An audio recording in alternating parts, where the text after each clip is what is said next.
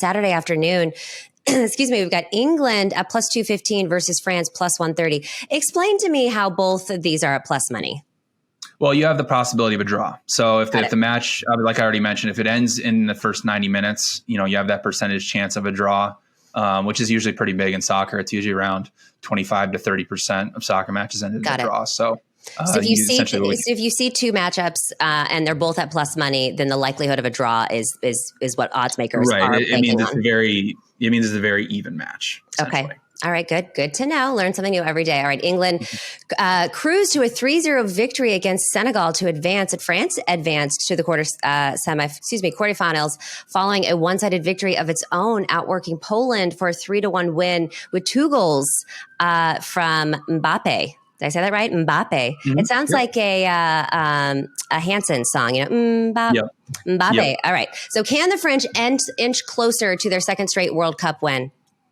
I don't think so. I think England is going to win this match. I really don't think England should be an underdog in this match. Obviously, the books have made them an underdog because coming into the tournament, France was priced ahead of England in terms of winning the tournament. So we get to this point, and both teams have looked impressive. They're going to make France the favorite. But what France has become very reliant on is Mbappe, because he is one of the best players in the world. And what they've done a lot is they've created a lot of overloads on the left side of the pitch to create free space for him to actually operate there, because they obviously don't want him to get isolated and have teams double him. So they've played a lot of average teams that aren't able to defend over there on the left side of the pitch, and he's created a ton of their chances.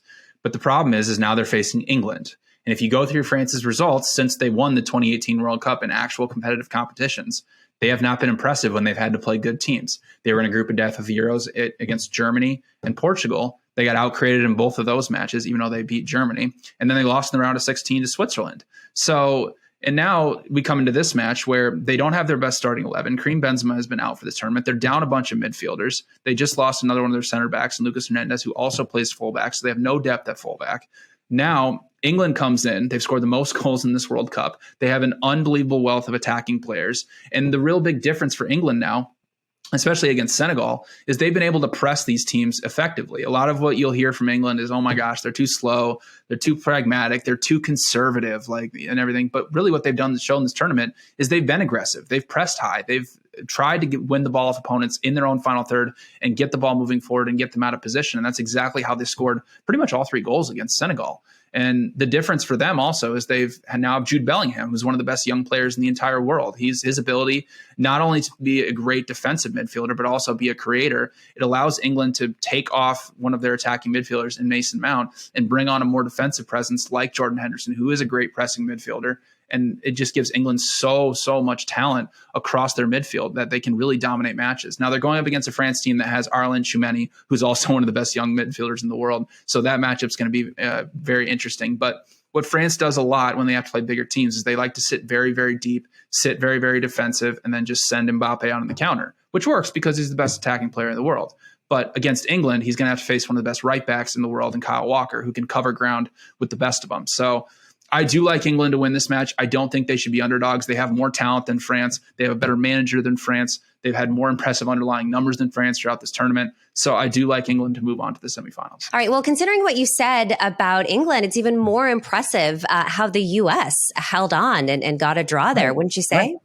Yeah, no, what the U.S. did was incredible. Like they took away the middle of the pitch for England. So a lot of those easy passes into Declan Rice, Jude Bellingham, Mason Mount, they took those away and they just forced England to play the ball out wide and beat them with crosses. And it worked. And the thing is France has just a good, or if not a better midfield than the United States. So they can do the exact same thing.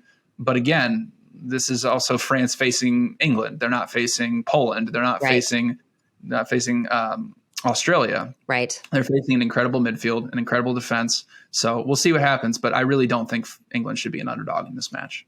Well, you've said a lot about Mbappe and how he's, really one of the best players in the world. How impressive has he been just in this tournament alone?